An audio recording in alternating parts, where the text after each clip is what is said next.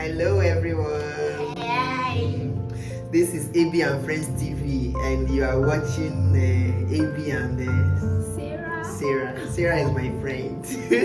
That's why this our network is for me and my friends. You're also my friend. Maybe one day you feature on AB and Friends TV. Who knows? So today we'll be talking on something very important, and that's on life goals, life achievements, trying to see if what you are getting today are in line with what you've always expected. You know, I think the challenge that most people have is that they pass through life without doing evaluations. Like, you're supposed to get to a point in your life once in a while. You just use it and think deeply about your life, the goals you had when you were coming up, when you were in secondary school, whether you are achieving them, and then try to see if you can plot a new path different from what is currently happening in your life. But let us discuss about some challenges that make people not to even think about considering the goals and dreams they had even when they were young. So what do you think is one of the challenges? Like what I think mostly, let me talk about some ladies growing up. Their vision is to become maybe doctor, lawyer, but along the road, let's say for instance, some of them might get pregnant, and you see it's as if their world has crumbled, like everything has come to an end. Even after having the baby, they wouldn't like to continue with their schooling and other things. They start focusing on the baby, upbringing, then the husband, they have it in mind that they have failed. It's about their mindset. Their mindset is telling them, no, you can't do this again, you are a mama, you are this. And so people, the excuses they give, some of the excuses you see that they give is that they can't continue with school, we take care of their baby, who will take care of their, especially people from the poor background, and also people who don't have people to encourage or sponsor them. You see that they will not go far, they will just let the dreams go that way. And some, let me say generally, some even both male and female, some because of finance, they'll be like, okay, I have this to take care of. Like, let me give example of maybe 5 children, you are the firstborn, and maybe your parents they are another buoyant, financially buoyant to care for the children. You see that after secondary school, the firstborn will be like, okay, let me learn a trade. Why the vision from the beginning, when he was tender, when he was younger, the vision is to be a doctor, or maybe to be a lawyer, or maybe to be anything. But you see that, okay, because they think without their parents' support they cannot go far, they just give up. Okay, let me just learn mechanic, let me just maybe start selling stores. Before you know, they'll drop out, give up on their dreams. Why are they being there continue? Like, they keep pressing, pushing, they would have been able to achieve their dreams. These are some of the reasons some people give up on their dreams. Well, what Sarah has just enumerated is very perfect. You see, she stated the problem and still stated the solution. From Sarah's perspective, that you are a girl and you got pregnant, it should not stop you from becoming who you want to be. Forget societal stigma. There's this thing about society that if a girl gets pregnant, they think she has committed the worst of sins. So everything about her should stop. Stop going to university, stop going to secondary school. No, it doesn't work that way, please. It's just life that happened, and life can happen to anybody. And baby should not be a curse. That a woman had the baby is not a curse on her. Rather, it should be a blessing. She should be welcomed with open arms. She should be carried in the society. So this attitude of stigmatizing a girl because she got pregnant in secondary school or university and then not sponsoring her education, to me, I believe is still part of old tradition, old way of thinking. Thank you. Because to me sometimes, although certain times it may not be because of the girl's fault, and certain times maybe just because she's inexperienced. But if such things happen, it has happened, we should even see such a girl as a hero, somebody that can still make something great out of her life. Even if somebody that is weak that needs more attention. Like if you are a parent, you have a lot of children, and one particular child is always sick, you give more attention to the sick child. So if you're having a girl that is struggling with pregnancy and she's in school, you should even encourage her the more. Society should support, she should receive more love. She and the children. Because what I'm saying this is, like in my street, there was this girl. She's a Yoruba girl. She's a Muslim girl. So she got pregnant, and she's like there is community things. Like the guy is in the community girl, the girl is in the community girl. So their parents, their loved ones, everybody is surrounding them. Sure you get. So because they have that now, though this girl was very young, the husband too is very young and inexperienced, but they receive lots of love from the community. The girl got pregnant while in secondary school. She gave birth to her child, and she's still doing well. Everybody, why? Because of the love and support she got. Like, this is our daughter, this is our son. And it was a close community, so they know each other. So everybody gave them the needed support, and everything went well as if nothing happened. So I really liked that. And while I was schooling at Ambrosali University, there was this particular medical student.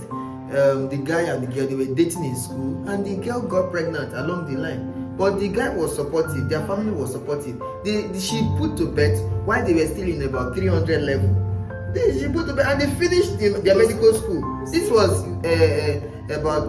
2009, 2010 batch, and they are graduates. It's over 11, 12 years ago. So what I'm trying to say is that obstacles should not become hindrances to us becoming who we want to be. And another factor that Sarah mentioned outside life happening to a girl is the financial factor, whereby you're like the first child, or maybe your family have other children and they don't have money for you. But to me, finances too plays a major role, because I have a friend, or I know of somebody that wants to study medicine, and he wants a state-of-the-art university like Babcock, and they pay 4 million naira for tuition. And the guy does not really have tangible thing he's doing. So, although such kind of a person, what do you think such kind of a person should do? Okay, like that, such kind of a person, it's not compulsory you go to a school whereby you pay much. Like, our country make it more easier now that you can be doing part-time, you can be working and be doing part-time. It's just that medicine does not have part-time. Yes, no, I'm just taking for instance, I'm not talking about the medicine now. So there are some schools that you can be doing part-time depending on the course you want to study.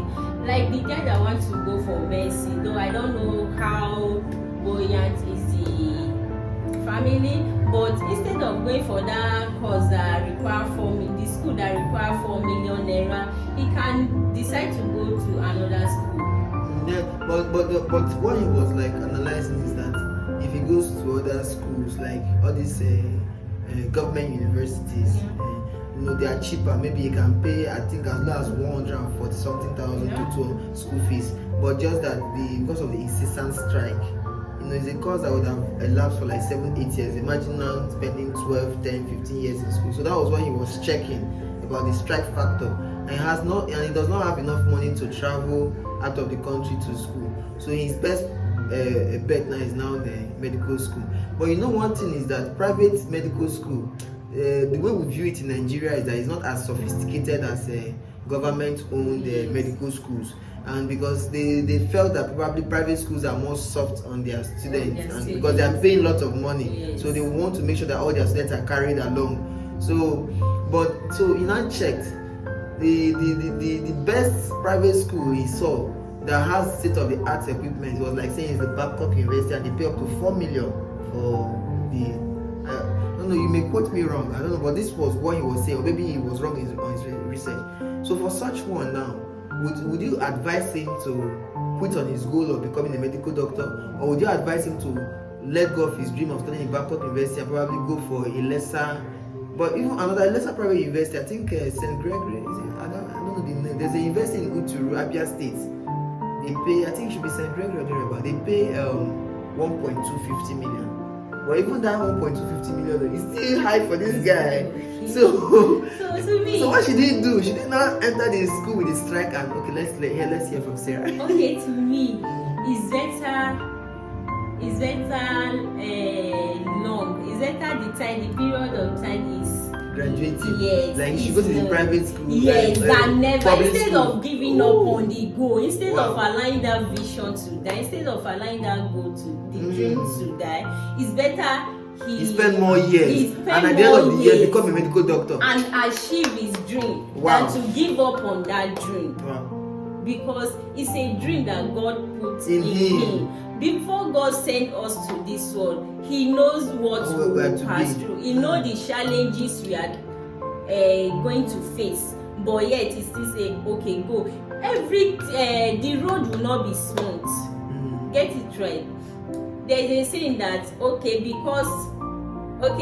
if I'm Muslim right out there, I want to use Jesus. So sorry about that. If Jesus is in your boat, it doesn't mean that there will not be storm. Just that the storm, God will calm it down, but there must be storm.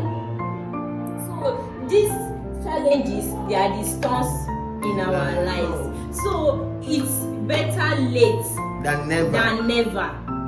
So it's better, go for the government school and maybe the years go through the strike, go through the process, come out and the person you want to be. Become the person you want to be. So from what we are getting from what we are deducting from everything we have said now is that no matter what is happening, we can always be that thing we have always wanted to be in life. So and it doesn't matter how long. It doesn't matter how old you are. It doesn't matter the time that has passed. You can still go back to school. Yes.